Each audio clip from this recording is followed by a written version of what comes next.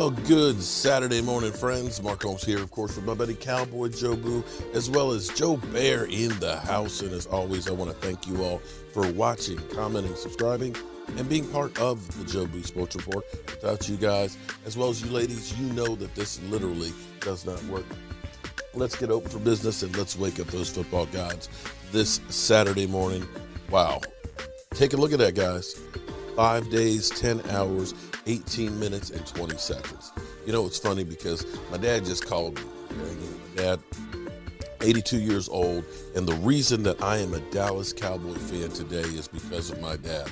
Growing up as a little kid sitting on the couch, not knowing what football was, all I know was my dad was cheering for the Dallas Cowboys, and I just wanted to be just like my dad. Whatever my dad did, that's what I'm going to do because I want to be just like him. And it stuck. It has stuck with me for 55, going on 56 years. And it was funny because my brother, Greg, is a Washington fan. And they have a standing bet, you know, that it's basically, it used to be $10 every game. Now, this year, because Washington won their division, now they're up there saying, oh, yeah, you know, yeah, let's up it to 20. Yeah, okay, because he thinks there's blood in the water. He thinks that the Cowboys are going to be as bad as they were last year. He believes that the Washington football team, that they've struck gold and this is going to be their year. You know, okay, all right, that's cool. But he's like, wait. He said, so wait a minute. He said, the Cowboys play on Thursday night? I said, yeah. This Thursday? I said, yes. This Thursday. I said, 5 days, 10 hours right from now. He said, oh, my goodness. He said, wait. He said, hold up. Who we playing against again? I said, Tampa Bay. And he said, who won the Super Bowl? I said, Tampa Bay, in Tampa Bay. He said, oh, Lord. He said, oh, Lord. He said, Greg is going to go off on this. I said, you know, he said, do they have a chance? I said, of course they have a chance. I said, Dad, I think they're going to win. He said, all right. Well, I said, I guess we'll find out on Thursday night. He said, I better just get my money ready just in case. Dad, I think you're going to get $20 from Greg. I think you're going to get that $20, but more than anything else, I think you're going to get ahead and get some bragging rights to start the season. The Washington team, they have to play against the Chargers, and that's an up-and-coming team too. And you know what's funny is we sit here and look at, say, New England and say, New England's season was a disaster. Oh, my God, New England didn't make the playoffs. Cam Newton, they let him go. But I got to say, as I look at New England, who was 7-9, playing in a division where you had the Miami Dolphins with a great season, and you looked at Josh Allen with the Buffalo Bills and them having a great season, that, 7-9 in that division looks a whole lot better than 7-9 in the NFC East where everybody was below 500. I'm just saying. I'm not disrespecting Washington. But just saying. Some of these teams that we think of aren't very good had as good a season as the Washington football team. Just keep that in mind. Now, for the Dallas Cowboys, here's the thing. We always are sold on whenever anybody gets released that they're going to become a Cowboy, or we should go get that guy. And a lot of times these guys that we talk about that the Cowboys should go get are the last ones that finally get signed someplace, or it's in the twilight of their career and they don't do anything. You think of Clinton Ha-Ha Dix. We signed, let's go get him. He's a safety. We need a boom. And what did he do? Nothing. We think about Earl Thomas. We should have gone out and got Earl Thomas. He played in Baltimore, and it was kind of meh, and he ended up getting kicked out of there and then goes to the Texans, and all the stuff and the drama offside the field. You remember, we went and got Andy Dalton, and we thought, oh, man, hey, we got Andy Dalton. There's no drop-off from Dak Prescott to Andy Dalton, and what did he do for us? Do you realize that the Cowboys in third down conversions with arguably one of the best wide receiving cores in the NFL was like in the 30s? At third downs? Yeah. When Dak was playing over the last 4 years, the Cowboys were always a top 10. If you can't complete passes and first downs on third down, you're up Schitt's Creek. So here's the problem for the Cowboys. Actually, it's not a problem for the Cowboys. Cam Newton gets released, and, of course, the blogosphere goes wild. The Cowboys should sign him. Of course, Shannon and Skip, you know what? I'll take Cam Newton over, Cooper Rush. Cooper Rush, we don't know why he's still around and everything. Okay, all right. Well, you said the exact same thing about Andy Dalton last year. Andy Dalton, he especially Colin Cowherd. There's no difference between Dak Prescott and look at the first 4 years of Andy Dalton. Yeah, but what about the last 4? Because what you did 4, 5, 6 years ago doesn't mean that you're going to do that now, unless you're Tom Brady. You can look and say, well, look what RG3 did in 2013. Yeah. What has he done since? I'll wait. But regardless of that, the Cowboys at the moment, even if they wanted to, but Mike McCarthy says, we're not going for Cam Newton. Let me say it again. He says, we're not going for Cam Newton. We don't have an interest in it. We're not making that move. But even if they wanted to, right at the present moment, as things stand right now, they couldn't. The Dallas Cowboys are broke-ass like broke-ass media. The Dallas Cowboys currently have $228,108. That's it. Now, that is better than, say, the New York stinking Giants, which by Thursday have to come up with $6 million because they are way, way below. With that trashy offensive line, they $6 million below. Good luck with that.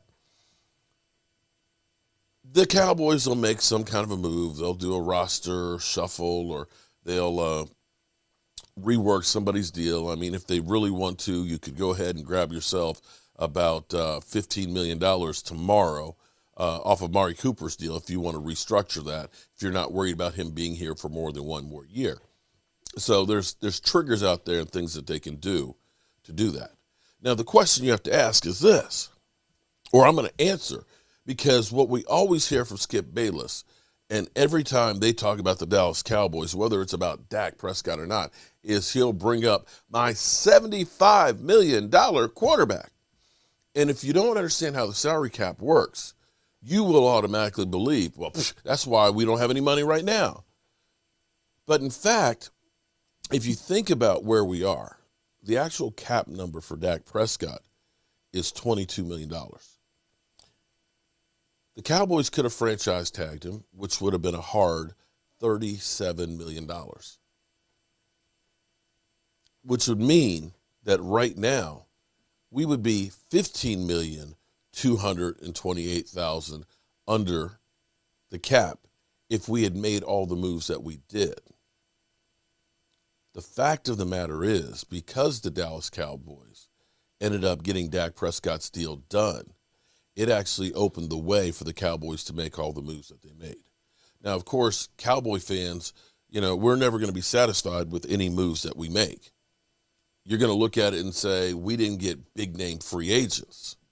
But I dare say that we looked at last year and we listened to Philly 500 go off and say, about getting Big Play Slay.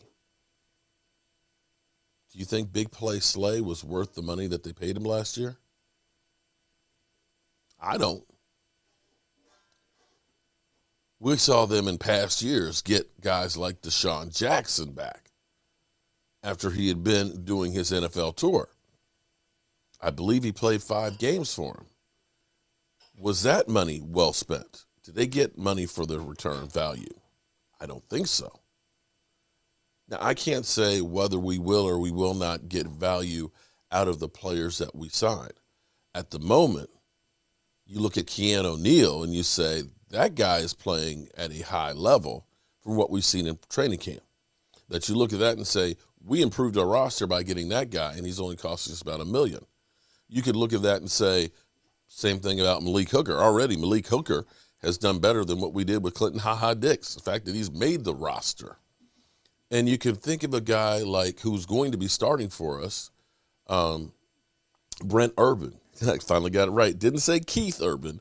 I said Brent Urban, who's a big run stopper. Well, he's more tall than big, but, 6'8". So you look at this and you think about all of the moves that the Dallas Cowboys made this offseason with the money that they didn't have. All of it actually points back to the start of it being getting Dak Prescott's deal done. A lot of you will say he's overpaid. We should have done that deal. We should have let him walk. But when you look around here right now with the quarterbacks that are here, there's not many. And in fact, I will say, I did this little exercise last night on my live stream, but I want you to think about this. Currently, there's about 100 quarterbacks in the NFL. 100. You're talking about the top 100 quarterbacks right now in the world. That is 7.8 billion people. You're not talking about the top 1%. You're talking about the top 10,000th of a percent of the people on the planet. Quarterbacks are few and far between. Don't believe me? Ask the Washington football team that's been searching for one. I can just, in the last 11 years, say Donovan McNabb, RG3, Kirk Cousins, Alex Smith, Dwayne Haskins, Ryan Fitzpatrick. These are just the big names that have been there. That doesn't put in there the Colt McCoys and the Heinekes and things like that. Those are the ones that they either spent a lot of cash or a lot of draft picks to get. And you look at this with Ryan Fitzpatrick, you got to say they still haven't fixed their quarterback situation, at best for 1 year. So we are out of the Cam Newton sweepstakes, so to speak. And I'm not sure at this point if Cam Newton actually gets a job this year. I really don't, because at this point, bringing him in without the vaccinations, without him having training camps, without him having the book, it's almost too late. So we'll see what happens from that standpoint. We have a lot of content for you, of course, because we are leading up to the Dallas Cowboys versus Tampa Bay. And the question I have for you that we'll try and answer later is, did OC give extra motivation to Tom Brady to whip the Cowboys' butt? You know how we roll. Our folks here, and as always, I want to thank you all for watching, commenting, subscribing, and being part of the Joe Boo Sports Report.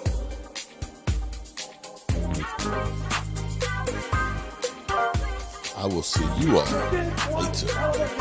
And the only thing else I got to say is, how about them Cowboys?